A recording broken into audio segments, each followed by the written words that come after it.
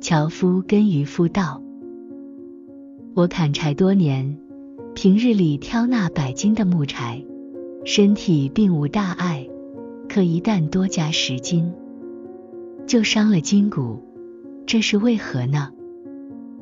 渔夫闻言，放下手中的钓竿，笑道：砍柴的事，我不甚了解，但从我钓鱼的经历来看，道理是相通的。我曾钓的一条大鱼，它拼命挣扎，与我较劲，欲放弃又不舍，欲钓取又不易，直到日落西山，才终于捕获，还差点被拖入水中。此非仅身体之伤，更有性命之忧呀。鱼与柴虽不同，但因贪心而受伤害的道理却是一样的。100斤之内是你力所能及的，超出10斤便超出了你的极限，超出极限，哪怕一丝一毫都会带来危害，更何况是10斤呢？我这贪鱼之心与你贪多之念又有何区别呢？樵夫听罢，恍然大悟，感慨道：现在我明白了，凡事量力而行，才是真智慧啊。樵夫接着又问道：老兄，你不仅懂生活之道，似乎对易经也颇有研究，请教一下，易经中所说的太极究竟是什么呢？渔夫微笑道：太极乃是无中生有的根本，是万物的起源。樵夫追问：太极分化出2仪，这是否就是天地呢？渔夫耐心解释：2仪是天地之始，不仅仅是天地，而是所有对立统一的源头。太极一分为2，先得到的一为阳，后得到的一为阴，阴阳便是2仪。樵夫继续探求，那2仪又生出4象，这4象又是何物呢？渔夫娓娓道来，4象指的是阴阳与刚柔，有了阴阳才能形成天，有了刚柔才能构成地，这是天地立功的根本所在。樵夫紧追不舍，那4象生八卦，八卦具体指的是什么呢？渔夫从容回答：八卦即乾、坤、离、坎、兑、艮、震、巽，它们在不断变化中盛衰，循环往复，将八卦重叠组合，便生成了64卦。至此，易经之道才算完整啊。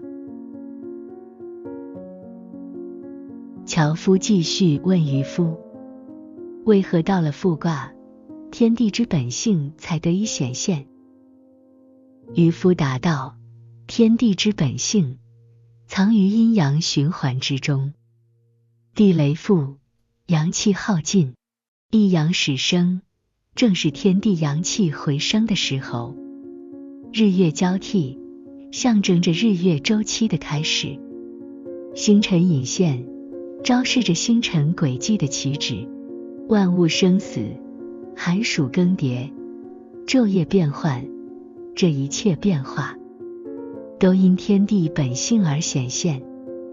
当天的运行至极限，必会迎来变化，变化带来通达，通达则能长久。古之先王，深知此理，故在冬至日闭关自守，商旅停歇，君王不出巡。静待新生，皆为顺应天道。樵夫又问：无妄卦为何被视作灾祸呢？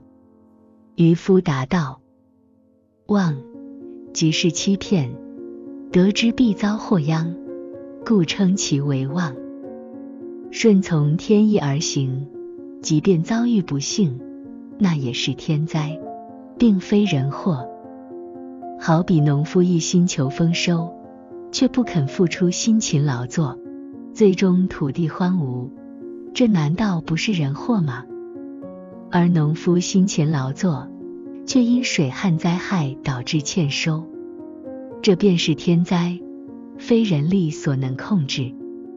因此，《易经》中有言：先王以茂盛之德应对时令，养育万物，强调的是诚实守信，贵在不欺骗。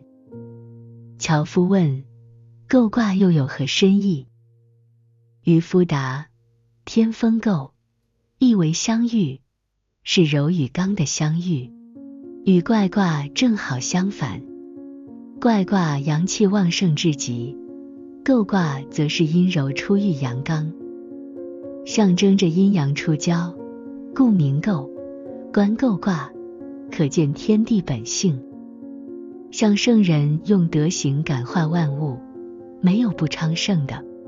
易经象言：师命告四方，正如霜降将至，需小心谨慎，此即为构卦所喻之理。渔夫话锋一转，继续说道：春天是阳气萌发之时，夏日则是阳气鼎盛之时，秋风起，阴气初生，冬雪飘，阴气至极。